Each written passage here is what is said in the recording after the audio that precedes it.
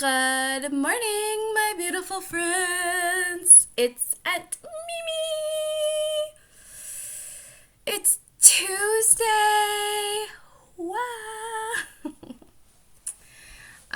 Today is going to be very exciting for somebody named RJ who loves a certain set of books that came in the mail yesterday, and I'm gonna read the first one today.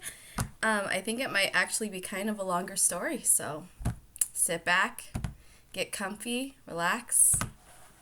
Here we go. Dun dun dun dun dun dun dun dun dun dun dun dun dun dun dun dun dun. Yay! It's Star Wars. I hope you guys like that. And I hope you guys like this story. I have not read it. We'll see. I mean, I know the movies, but I haven't read this book, like how they're laying it out, so we'll see. But yeah, it's pretty cool. All right, this is A New Hope, which Brad said is the first one, so hopefully he's telling the truth. We'll see. You guys tell me if he's right or not. A long time ago, in a galaxy far, far away, a terrible war rages as the Rebel Alliance struggles to defeat the evil Galactic Empire. Led by brave Princess Leia, a small team of rebels has just stolen secret plans for the Empire's ultimate weapon. The Death Star is a space station so powerful it can vaporize planets. But as the rebels try to escape, an Imperial Star Destroyer captures them. Oh no!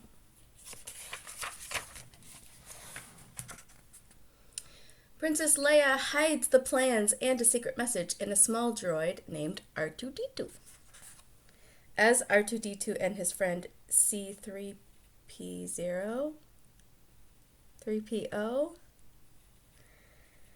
flee in an escape pod, a menacing figure cloaked in black invades the rebel ship. It is the evil Imperial commander Darth Vader. He wants the Death Star plans back. He orders his stormtroopers to capture the princess. No! There's a lot of no in this book. R2-D2 and C3PO land on the desert planet Tatooine. They are captured by tiny scavengers called Jawas. The droids are quickly sold to a farmer and his young nephew, Luke Skywalker. I don't remember him being a farmer. An orphan, Luke dreams of leaving his desert home and traveling into space on exciting adventures.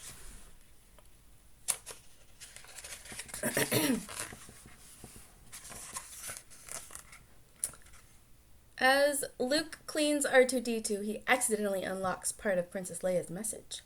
Help me, Obi-Wan Kenobi. You're my only hope. Luke wonders if she means the old hermit, Ben Kenobi, who lives far off in the desert. That night, R2-D2 runs away to deliver his message. At dawn, Luke and C3PO race off in a land speeder to find R2-D2. When they finally reach the little droid, vicious sand people attack. Ugh! Luckily, a mysterious cloaked man comes to the rescue. It is Ben Kenobi.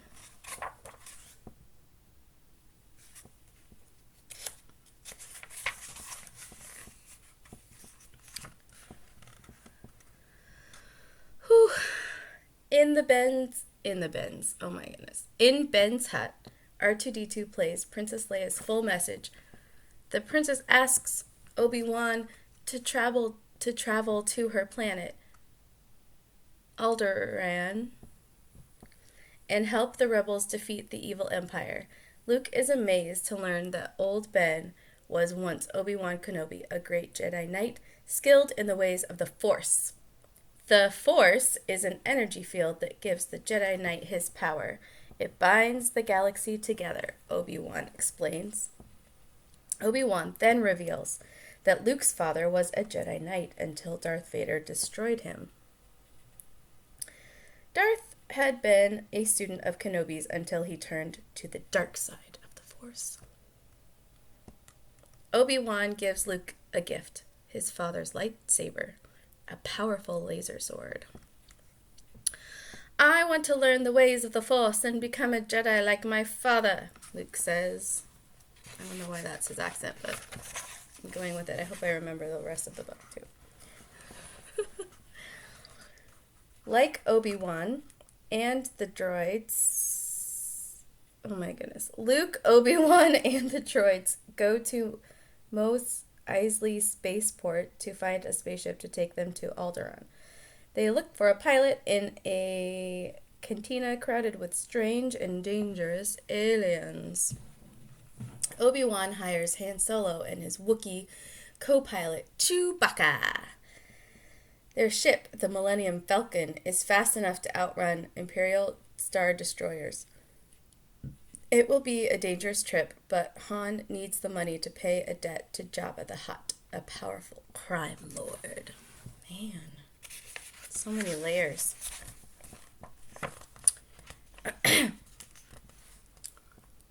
Luke and his friends climb aboard the Millennium Falcon and blast off. Imperial TIE fighters chase them, but Han quickly engages the ship's hyperdrive. Soon the Falcon is traveling at the speed of light. That's really fast. The heroes race across the galaxy, only to discover that Alderaan is gone, destroyed by the Death Star. Suddenly, the giant space station pulls them in with a powerful tractor beam.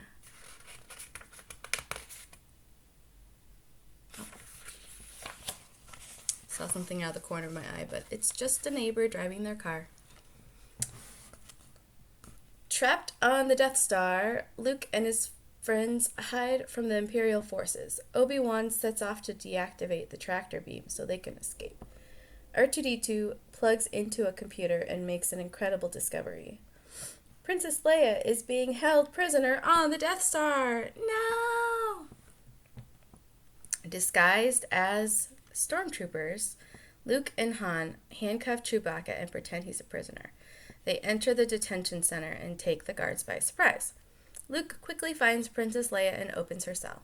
I'm here to rescue you, Luke says, taking off his helmet.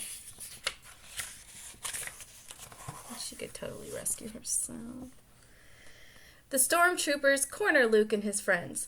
Thinking fast, Leia grabs a blaster and blows open a garbage chute. Yes!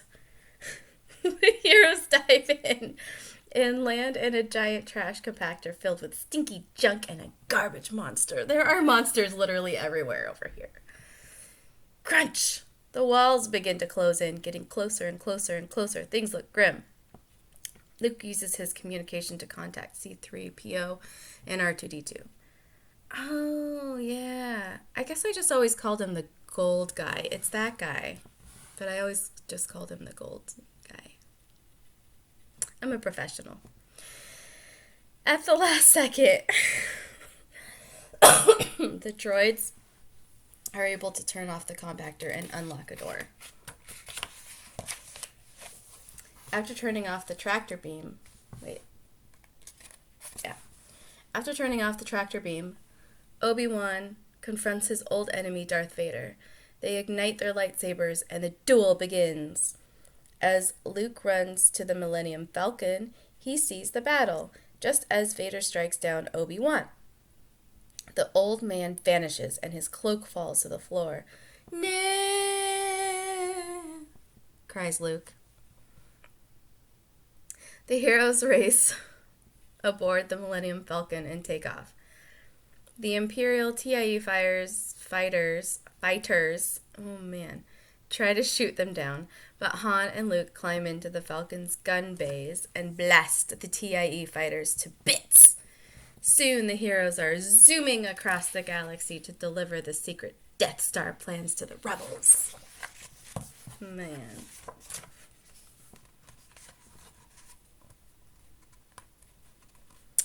At their base, the rebels review the Death Star plans and find a weakness. One perfect shot in a small vent could destroy the entire station.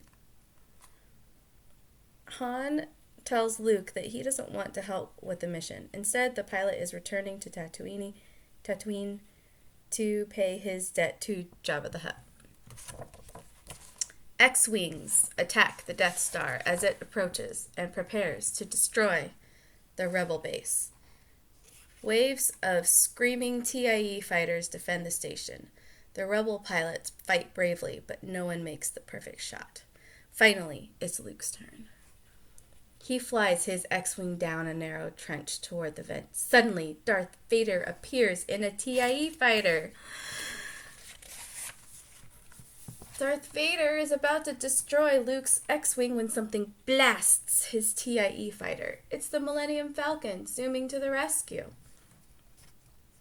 "You're all clear, kid," shouts Han. "Now let's blow this thing and go home." As Darth Vader's damaged fighter spirals into space, Luke hears Obi-Wan's voice. "Use the Force." Luke turns off his targeting computer, closes his eyes, and fires. The shot is perfect. The Death Star explodes.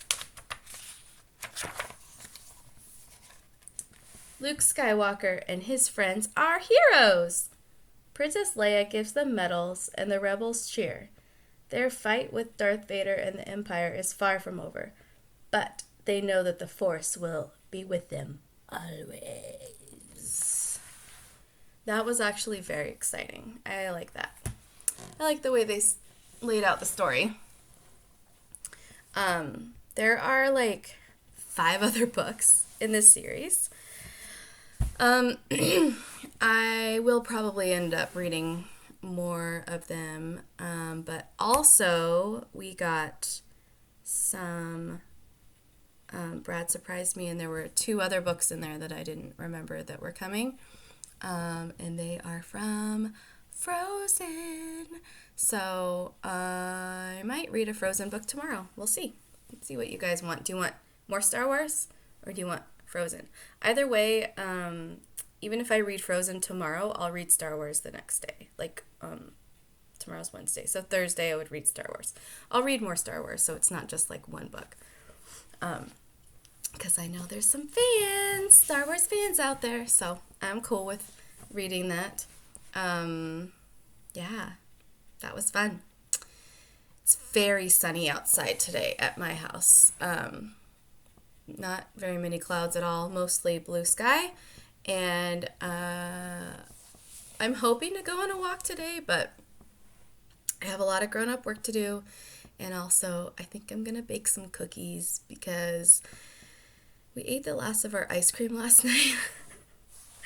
And I like to have something for dessert every day because why not?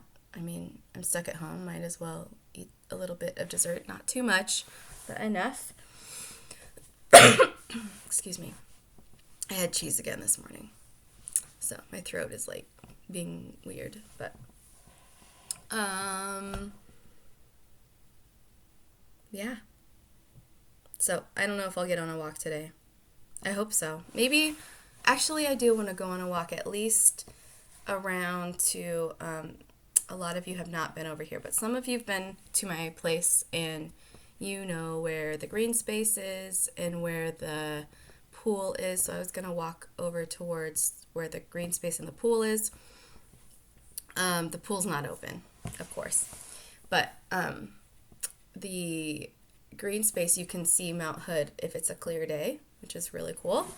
And then also there are magnolia trees over there. And if you don't know what a magnolia tree is, you should have your parents look it up for you and show you a picture because it's very beautiful. It's one of my favorite trees. When I grow up and get a house of my own that has a yard, not just a balcony, I'm going to put a magnolia tree in my yard. That's my plan. Also, I want Daphne bushes. Those are they smell really good. I got a whole long list of plants that I want. So, if you are a follower of my Instagram, I did a houseplant tour this morning and added it to my stories. So, if like any of your parents follow my Instagram, you should ask them to go look at that because I think it's pretty interesting. If you want to see all of my houseplants, if you like plants that much. Also, I've got a little bit of an update on the orchid that was blooming yesterday. It is fully bloomed. It's gone flat, which is kind of weird, but might be just the position of the sun, so I'm going to very carefully tilt it so you can see it in its full glory. It's very beautiful.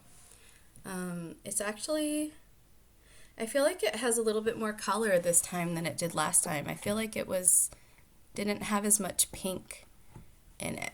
So I'm kind of happy about that because I wasn't sure what it would look like. But it's very beautiful. All the other orchids are doing the same thing that they've been doing the whole time. So nothing exciting. Yeah. Wow, this is my longest video. That's awesome. Anyway, I love you guys, and I hope you're having a good Tuesday. Please let me know what was your favorite part of the book, and I'll see you tomorrow. Mwah.